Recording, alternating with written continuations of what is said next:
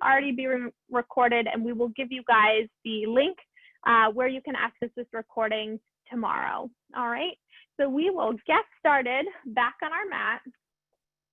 You're going to lie your roller perpendicular to the length of your mat, and then set up with your knees bent, feet flat on the other side of the roller, and we're going to lie down on our backs. So just find a comfortable position where you can lie back. And we're going to end up actually placing the roller under your sacrum. Your sacrum is the bone that's between your tailbone and your lower back. So it's your pelvis. You want to lift your hips on up, pull the roller, and place it right underneath your sacrum. Make sure that it is on the bony part of your pelvis and not on your lower back. It should feel relatively comfortable once you put it there. So you can always adjust it around a little bit to find that position where you feel like your back is able to relax for a moment. And I like to start class this way. If you've taken my back pain class before, you may have seen this as a way to help decompress our spine. So a lot of times especially when we have to spend a lot of time sitting, our spine experiences low levels of compression over the course of the day, just by the position of sitting. So by lifting our hips up a little bit higher than our heart and our shoulders, we actually decompress the spine very gently, and it's not a lot of pressure on our head and neck to be here. It's just a nice release for the back. So we start here, and we'll tune our attention into our breath as we just let our hips rest heavy on the mat. So I always like to bring my hands to my rib cage so I can feel my breathing. So as you lie here, feel your rib cage open up, expanding wide out to the side. And as you exhale, feel your two ribs glide closer together. So that gentle inhaling and exhaling should kind of create some movement through your trunk. And one of the benefits of being able to feel your rib cage move is that with just your breath, you're already creating some expansion in your spine. We'll try 2 more breaths just like this before we get into our first bit of stretching. And last breath here, and let it go. So what we're going to try from this position is a combination stretch. And I love combination stretching, meaning we're kind of getting 2 spots at once. I know we're all short on time, so this is a really nice stretch you can do for one hamstring and the opposite hip flexor. So what that's going to look like, we'll start by lifting our right leg up and stretching it up to the ceiling.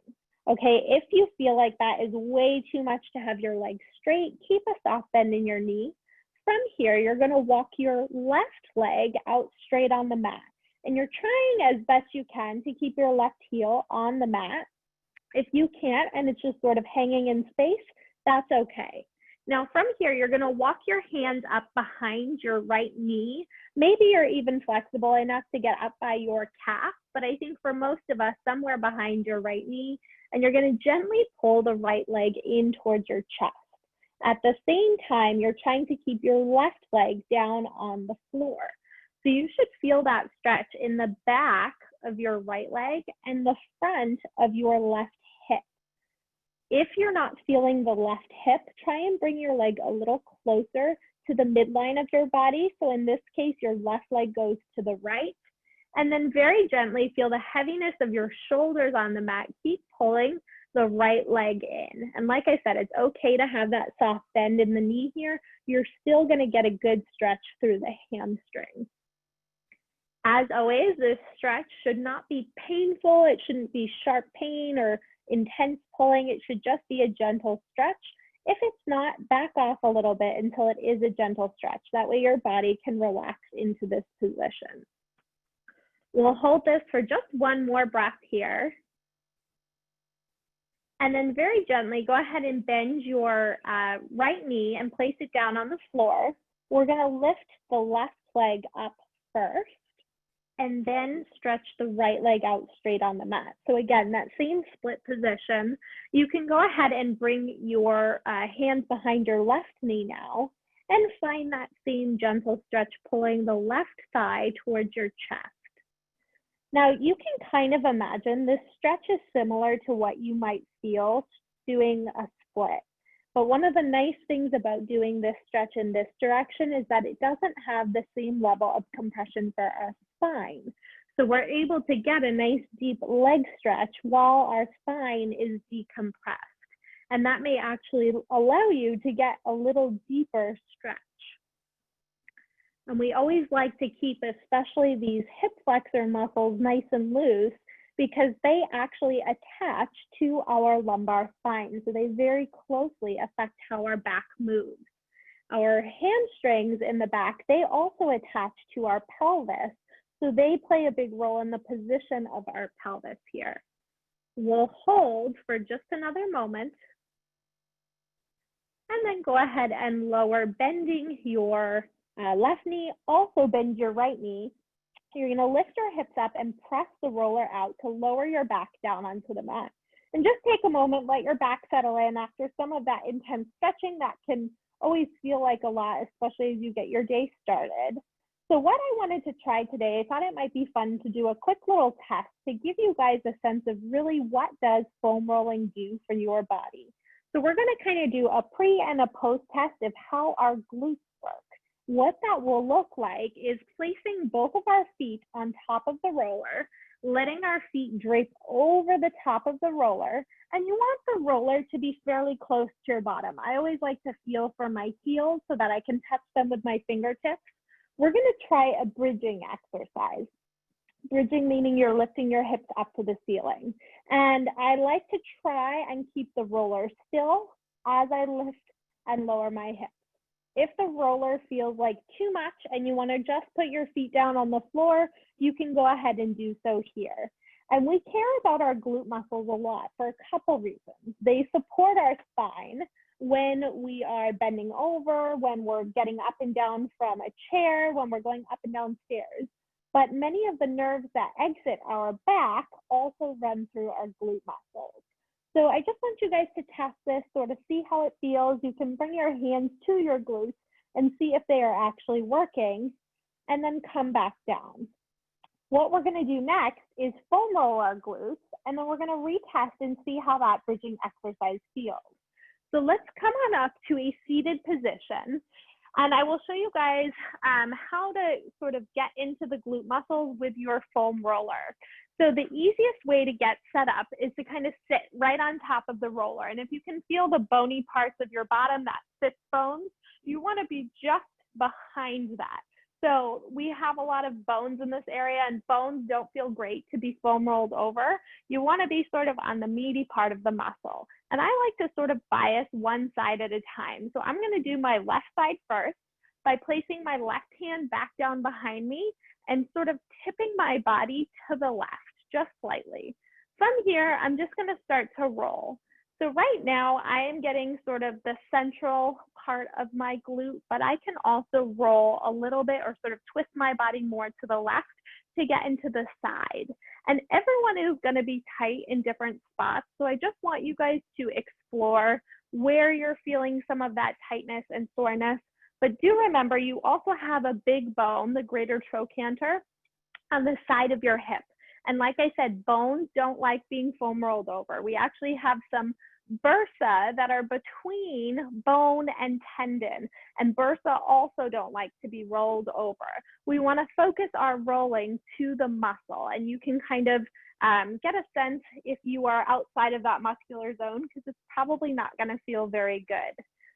As you find one of those tight spots, you can spend a little extra time there, maybe even pausing, just letting the weight of your body sort of help to release that. Or if that's too intense, you can continue to roll back and forth over that spot.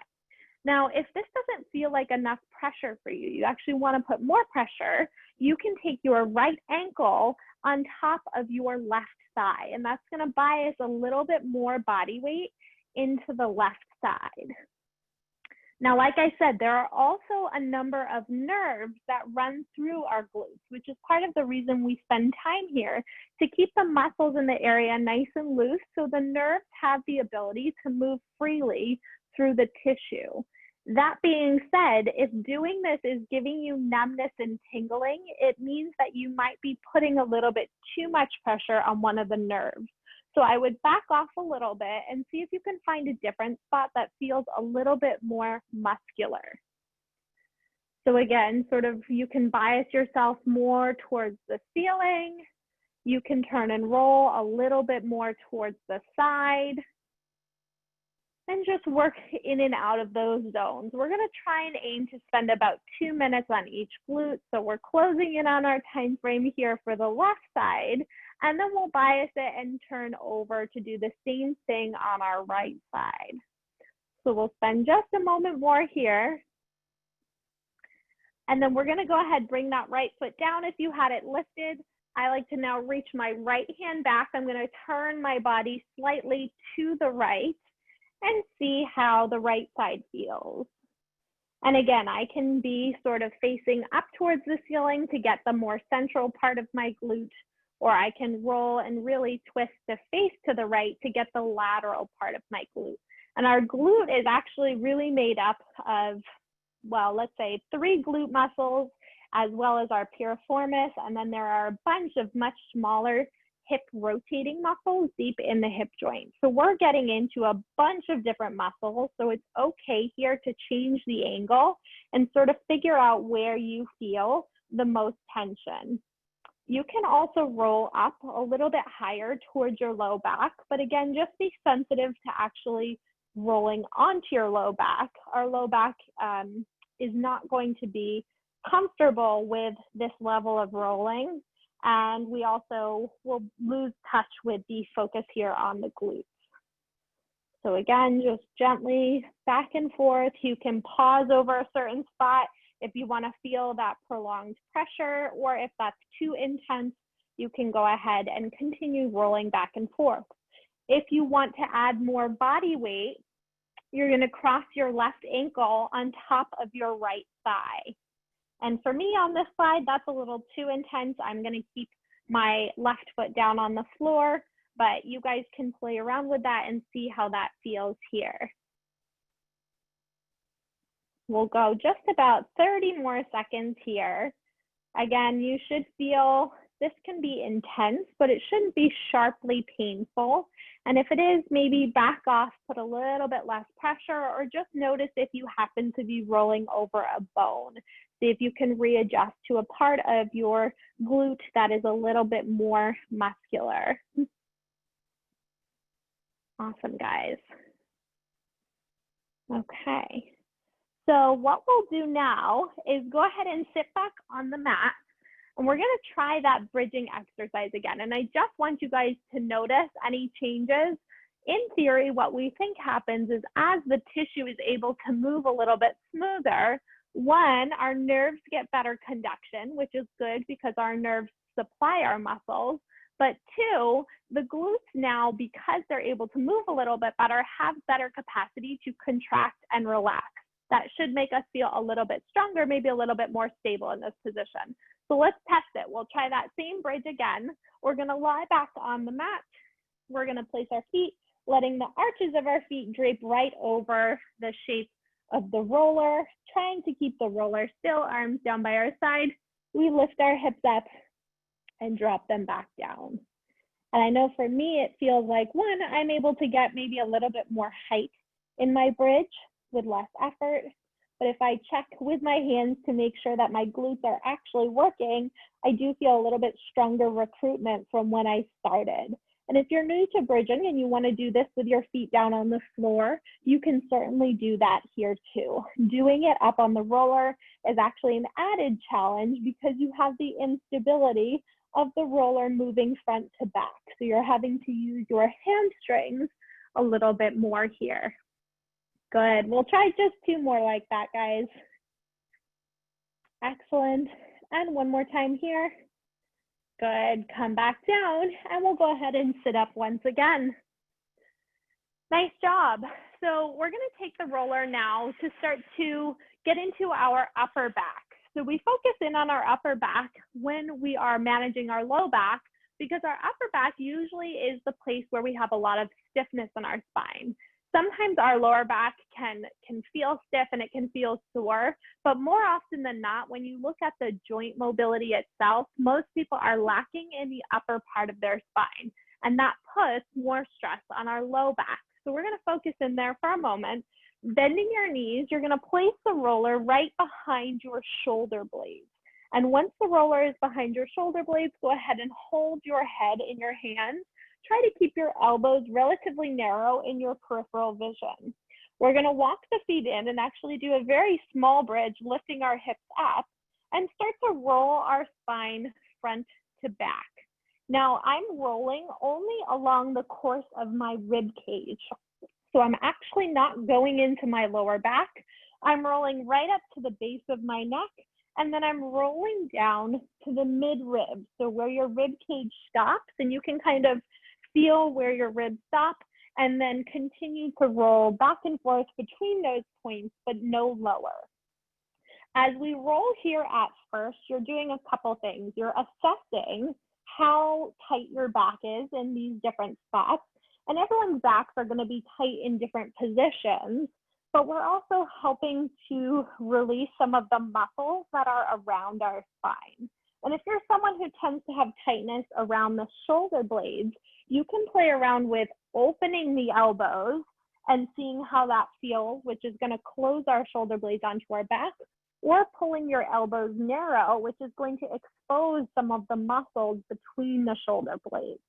So just play around with that. Again, that's opening the elbows versus pulling the elbows narrow, and see maybe where you need to spend a little bit more time. Now, if you have found one of those spots that feels particularly tight or stiff, go ahead and place your bottom down, and you're actually going to let your spine drop over the shape of the roller. And when I'm dropping back, it's easy to let your whole rib cage lift, but that will put the stress and stretch into my lower back. And I want this to be for my upper back. So I'm actually going to pull my rib cage down, and then slowly think of dropping my sternum or my chest bone back over the roller. And then I can come back up. Again, my head is heavy in my hands. It's also tempting here to let your head drop and hang back, but really we want this stretch to be in our upper back. I can readjust, finding a new spot, and do the same thing. And you may actually get some cracking or popping in your back when you do this. That's okay, that's normal. In fact, that may be a good thing to tell us we're getting some movement in our joints. Now we're gonna add in some additional patterns of movement here with rolling. The first one is when you're rolling back and forth, you can bend one elbow towards your hip. So I'm gonna bend my right elbow towards my hip, and that's gonna help me to open up my left side. And so you can just notice that and feel that. You can do the same thing, bringing your left elbow towards your left hip to open up your right side. And often we have one side that's a little bit tighter than the other. So go ahead and play around with those two variations. See where maybe you are a little bit tighter. And that way you can focus in on that zone for your body. And if you need to spend a moment placing your bottom down, sort of stretching, you can even do this leaning over backward stretch to feel that opening in the side bent position where your elbow is tipped towards your hip. You can also play around with rotation here. And what rotation looks like is tipping one elbow up to the ceiling, one elbow down towards the floor. And that's really going to help you get into the side of your body. So you have a bunch of muscles that run along your side body, along your ribs, but one of the biggest ones being your lat muscle. And the lats are thought of as a shoulder muscle, but they do attach all the way down to our low back. So they are important in maintaining good spine mobility to help you keep your back nice and flexible. And you can do the same thing, checking the other side, tipping one elbow up and one elbow down to feel the opposite side lat muscle. So spend a moment exploring this. I generally recommend for this pattern of rolling to do somewhere between 2 and 5 minutes. And I know that that's a really big range, but if you've been, let's say, sitting for a long time, your back is super stiff, you haven't done any moving, you're probably going to need closer to the 5-minute range to really get some good joint mobility here. But if you've been exercising, you've been moving around for the day, maybe you just need a little tune-up, that 2-minute range might be enough for you. And this is the kind of thing that you could actually do a couple times during the day. So this type of foam rolling is safe to do repetitively. I'll show you guys a couple more foam roller techniques that you might want to do more like 2 or 3 times a week, so less frequently, and we'll go over that in just a moment. So we'll settle in for one last stretch for our upper back here. And then carefully come on up to a seated position. All right, nice work. So the next thing we're going to get into is our hamstring muscles and our calf muscles. And again, we talked about how with our glutes, some of the nerves that exit our back run through our glutes. Those nerves actually continue all the way down the back side of our legs, through our hamstrings, our calves, all the way into our feet. So also important to help maintain mobility of those muscles to have good nerve mobility in our bodies. So we're going to actually start with the calf muscles, and you're going to take your roller and place it right underneath the meaty part of your calves. From here, you're going to walk your hands about 6 to 12 inches behind your bottom. If you have really, really sensitive wrists, you can do this on your forearms. It's a little bit harder, but it is possible there. I like to do it up on my wrists just to give my body a little bit more support. So from here, you're going to open up your heart and shoulders. We're going to maintain good shoulder posture here. Lift my bottom up, and then I'm going to roll to the back of my knees, and then all the way to the bottom of my ankles. So you can imagine like you're threading your bottom through your arms, and then you're pushing your bottom up to the ceiling, almost like you might do a bridge. Now this also, I'm sure as you guys can feel, doubles as a nice arm workout and a nice ab workout. So even though we are focusing in on our foam rolling, let's try and keep good posture by keeping our heart up tall, keeping our shoulders back, and keeping your abdominals engaged to protect your back. Now, this is our double leg rolling, which is sort of our beginner step. But if you want more pressure on one leg, you can cross one leg right on top of the other and try the same thing. And if you guys have taken my class before, you know I normally feel like this is too much pressure. I've been practicing a little bit, and that amount of pressure actually feels better with time. So if you're someone who's trying this for the first time and you're saying, oh my gosh, that is way too much, that's okay. Work through this. You'll get to the time when you're able to really stack one leg on top of the other to feel that more intense body weight. Now, the other thing you can do is rotate your legs out and in a little bit. Our calf muscle is pretty broad, and we actually have some smaller muscles on the outside and inside of our shin that also play a role. So you can do that both with both legs down and get the outside of one and the inside of the other. You can also play around if your legs are stacked with doing some of that rotation. And again, different people are going to feel tightness in different zones. So work within what's comfortable for your body. And just gently work back and forth. Good. We'll spend just another moment here, and this is a spot where you guys could probably spend a bit more time later on. But in the interest of time for our class today, I want to move on so we can show you the hamstrings as well. So what that's going to look like, we're just going to take our roller, roll it past the knee joint. And this step is important. Again, like I said, our bones don't like to be rolled over. You really don't want to roll between the calf and your hamstring all at once, because you're going to go over your knee, and that's not comfortable both for the knee joint, and it can be kind of stressful to our knee ligaments. So make sure the roller is on the meaty part of your hamstrings, and then same thing. Now this becomes a little bit easier for our core. So it's a good thing we did the calves first here, because we have some support now from the roller.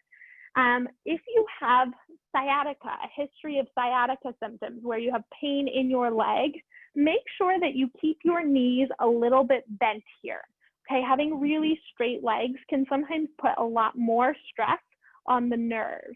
And you can do the same thing here, stacking one leg on top of the other. In this case, it's kind of like you're crossing your legs, like you're sitting in a chair. And you can do the same thing, kind of biasing the outside part of your hamstring and the inside part. We actually have three kind of small muscles that make up our hamstrings here. So you can feel the difference. Maybe the ones in the middle or the side are tighter than the others. So go ahead and play around with that. You can explore both sides, and our hamstrings, believe it or not, they actually come all the way up to our glute. They insert right on the pelvis. So you can roll all the way up pretty close to where the glute is. And you'll see me here, I just gave myself a little bit of support from the other leg because that zone for me is a little bit more sensitive. So you can keep both legs down, you can put one foot on the floor, you can also cross the leg over and explore what that feels like. So just going back and forth along the hamstring. Remember, if you have sciatica symptoms, you're going to keep your knees a little bit bent. Nice job there, guys. Good form. Again, check in with your shoulders. Make sure your shoulders are not sagging. You're keeping your heart open by pushing your hands down into the floor. Good, and you can sort of run along the full length of that muscle.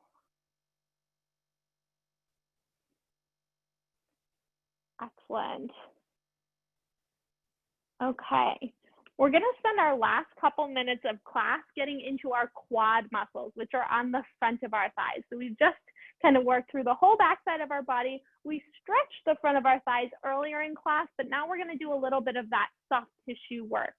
And as I mentioned before, when we talk about frequency with how much to foam roll, when we're foam rolling our muscles, that is something that you really only need to do a couple times a week, let's say 2 or 3 times a week. By doing this kind of foam rolling, you are actually creating very, very micro damage to the tissue, which is a good thing. That's how our tissue learns to remodel. But doing that every single day, especially in the beginning of learning foam rolling, can be a little bit too much for the muscle. So you actually need little bits of recovery time from this kind of foam rolling. So when we get into our quads, again, not on the knee joint, we're gonna go right onto the muscle. You're gonna lower onto your forearms in front of you. And I like to start with my toes down. It's almost like I'm in a forearm plank with my legs just resting on the roller. And again, we're always talking about form here. So think about drawing your ribs up away from the floor. And then you can keep your feet on the floor and just sort of rock back and forth for the minimal amount of pressure. You can also pick your toes up to put a little bit more pressure on. And then for the most amount, you can cross your 2 legs. For me, that's quite a bit too much pressure, but you can try that if you would like. And just like with our hamstrings, our quad is actually made up of 4 small muscles. And so you can turn to the outside of your quad or to the inside to feel the difference between where you are the most tight. And that is probably different than your friends and your neighbors. Rolling right down to your knee, you can sort of army crawl to get a little bit lower and push yourself right up to the bony part of your pelvis. Again, being careful not to roll over bones, keeping it more on the meaty part of your muscle. So we'll spend just another moment here. I know we're getting close to the end of our time. This also, like I said, doubles as a nice core exercise. So keep focusing in on your head, neck, shoulder posture, and drawing the ribs up away from the floor. Good. So from here, we'll push ourselves back, take a moment's rest, and we'll put the roller off to the side. Nice work, everybody. So that is what we have time for in terms of our movement-based class today, but I've seen a number of questions popping up on the chat.